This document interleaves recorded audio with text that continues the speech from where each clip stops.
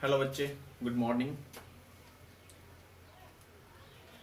आज मैं आप लोगों के गणित में त्रिभुज चैप्टर के प्रमेय 6.2 लेकर आया हूँ। ये प्रमेय दो भागों में होता है।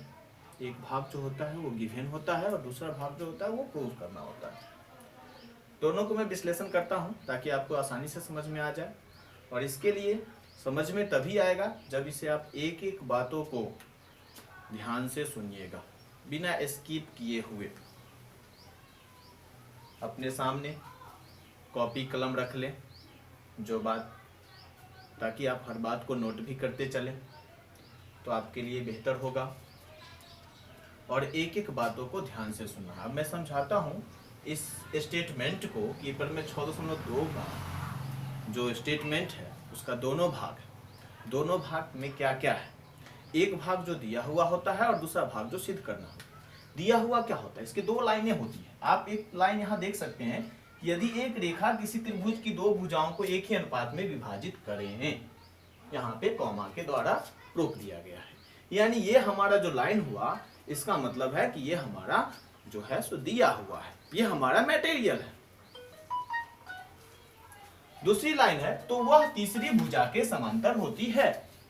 तो तीसरी भुजा के समांतर होती है तो इसको सिद्ध करना है। ये लास्ट लाइन है। इसके बेसिस पर हमने एक त्रिभुज बनाया, ABC एक त्रिभुज बनाया जिसमें DE एक रेखा है जो उसको ये प्रतिच्छेद करता है दोनों भुजाओं को, जो दोनों भुजाओं को समानुपातिक करता है। अब और एक मैंने रचना किया है DE डैश्ड। अब आगे बताएंगे कि रचना क्यों किया है, ये आगे मैं बताता हूं। अब इसका दो भाग है तो इसको हम आगे बनाने के लिए देखते हैं पहले कि जो दिया हुआ है। कभी भी हमें प्रमेय बनाने से पहले जो हमारा कोई भी चीज हम बनाते हैं तो सबसे पहले मटेरियल सामने करना होता है, क्योंकि बिना मटेरियल के हम कोई भी चीज आसानी से नहीं बना सकते हैं। अगर बनाने की कोशिश करेंगे तो बहुत सारी दिक्कतें आएंगी, मुसीबतों का सामना करना पड़ेगा। इसलिए पहले इस प्रमेय को सिद्ध करने से पहले हमने यहाँ पहले लिख देना है कि हमारे पास क्या क्या मटेरियल है और हमें क्या करना है नक्शा के साथ। तो यहाँ पे मैंने एक त्रिभुज ABC की रचना कर लिया है, बना लिया है ना। उसमें जो डायग्राम होना चाहिए मैंने वहां बना दिया। अब इसको स्टेटमेंट के रूप में, यहाँ पर भाषा के रूप में क्या लिखेंगे उसको हम लोग देखते हैं। पहले ये हमारा है कि पहले हम लिखेंगे कि दिया हुआ है। तो दिया हुआ है वो पहला लाइन में लिखा हुआ है, स्पष्ट लिखा हुआ है पहला लाइन में कि क्या दिया हुआ है। दिया हुआ है कि एक किसी त्रिभुज है, यानी ABC एक त्रिभुज है, जो वहां आप देख रहे हैं कि ABC एक त्रिभुज है, क्लियर, जिसमें AD बट्टा BD बराबर AE बट्टा AC है, यानी कि एक ही अनुपात में विभाजित करता है, यानी दोनों का अनुपात क्या होगा, समान होगा। तो अब है पहला लाइन तो हो गया, जो दिया हुआ था मटेरियल उसको हमने लिख लिया। अब क्या करना है, अब करना क्या है, इसको सिद्ध करना है। तो सिद्ध क्या करना है, तो सिद्ध करना है कि ये BC भुजा DE के समांतर है या DE भुजा BC के समांतर है। इसके लिए हमें कुछ रचना की आवश्यकता है। इसमें कुछ अलग से, उसमें डायग्राम में अलग से रचना करेंगे। तो रचना को हमने पहले क्या किया, मान लिया कि ये जो DE रेखा जो है, रेखाखंड जो है वो BC के समांतर नहीं है। तो क्या होगा, उसके जगह पर BC के समांतर जो है DE डैश्ड है। इसको हमने मान लिया। अब इसको प्रमाणित कैसे करेंगे, तो इसके लिए आगे हम लोग प्रमाण पे चलते हैं कि प्रमाणित कैसे करेंगे। पिछला प्रमेय आप लोगों ने पढ़ा था, थेल्स प्रमेय, आधारभूत समानुपातिकता प्रमेय, जिसमें कहा जाता है वो प्रमेय क्या है कि यदि किसी त्रिभुज की दो भुजाओं को प्रतिच्छेद करने वाली रेखा तीसरी भुजा के समांतर होती है और वह जिन दो भुजाओं को प्रतिच्छेद करती है वह अनुपात में समान होते हैं, इसको आधारभूत समानुपातिकता प्रमेय कहते हैं, जिसे थेल्स प्रमेय भी कहा जाता है। तो थेल्स प्रमेय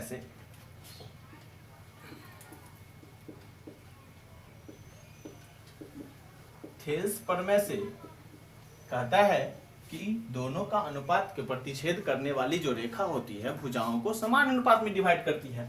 तो अभी प्रतिच्छेद करने वाली रेखा जो है हमने DE को छोड़ दिया है, माना किसको है, DE डैश्ड को।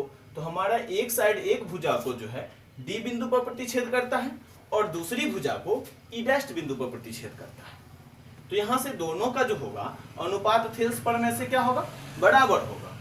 तो थिल्स पर में से बराबर होगा तो हमारा क्या हो जाएगा, AD बट्टा BD बराबर AE डैश बट्टा EC। मैंने ऊपर भी एक दिया हुआ है, उसको थोड़ा सा इक्वेशन 1 मान लेंगे और इसके इक्वेशन 2 मान, या फिर इसको छोड़ दीजिए, इसी को इक्वेशन 1 मान लीजिए, यहां पर लिख रहे हैं। परंतु AD बट्टा BD बराबर AE बट्टा EC ये दिया हुआ है, आप ऊपर देख सकते हैं, ये दिया हुआ है। अब यहां पर इसको समीकरण 2 मान लेते हैं।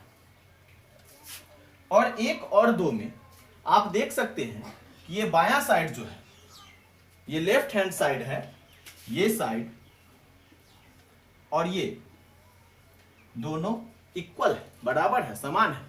और हम जानते हैं कि किसी इक्वेशन का अगर एक साइड बराबर होता है तो दूसरी साइड भी ऑटोमेटिक बराबर हो जाती है। तो समीकरण 1 और 2 से, समीकरण 1 और 2 से यहाँ इसका लेफ्ट हैंड साइड जो है AD बट्टा BD, इसका भी लेफ्ट हैंड साइड AD बट्टा BD जो बराबर है। जब ये दोनों साइड, दोनों का लेफ्ट हैंड साइड बराबर है तो राइट हैंड साइड भी बराबर होगा। इसलिए समीकरण 1 तथा समीकरण 2 से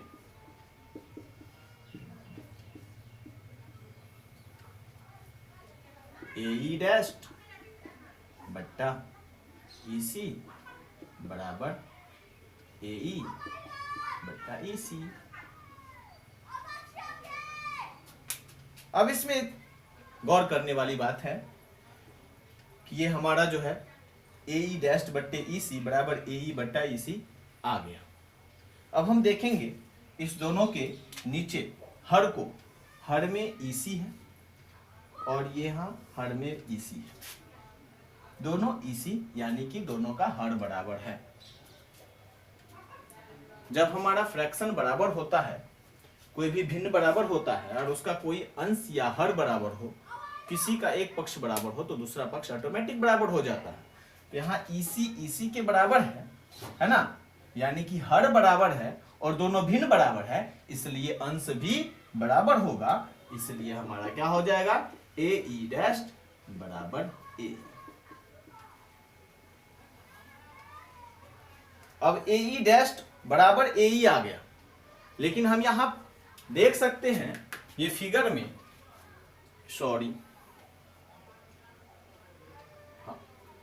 फिगर में हम देख सकते हैं कि हमारा AE और AE डैश दोनों अलग अलग रेखा है, जो कि बराबर नहीं हो सकता है। दोनों अलग अलग रेखा होगा तो बराबर नहीं हो सकता है, यानी और हमारा यहाँ रिजल्ट जो आया है वो दोनों बराबर आया है। तो यह तभी संभव है जब ये दोनों क्या होगा, एक दूसरे के संपाती होगा। जब ये एक दूसरे के संपाती नहीं होगा तब तक ये बराबर नहीं होगा। संपाती का अर्थ होता है एक दूसरे के ऊपर। तो ये बराबर तभी संभव है जब ये एक दूसरे के ऊपर होगा। तो यहां हम लिख देंगे यह तभी संभव है जब DE एवं DE डैश दोनों एक ही रेखाखंड हो।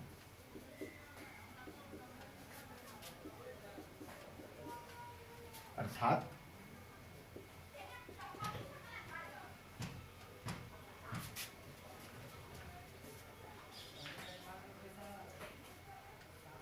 BC समांतर DE डैश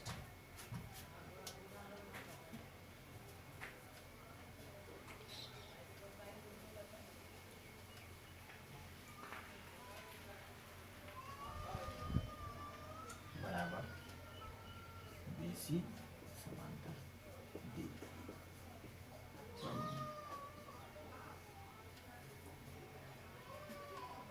यानी क्या, जब ये एक ही रेखाखंड है तो अपर में BC समांतर DE जो हमने माना था, है ना, और दोनों एक ही रेखाखंड है ना, इसलिए क्या हो जाएगा BC समांतर DE डैश नहीं होकर के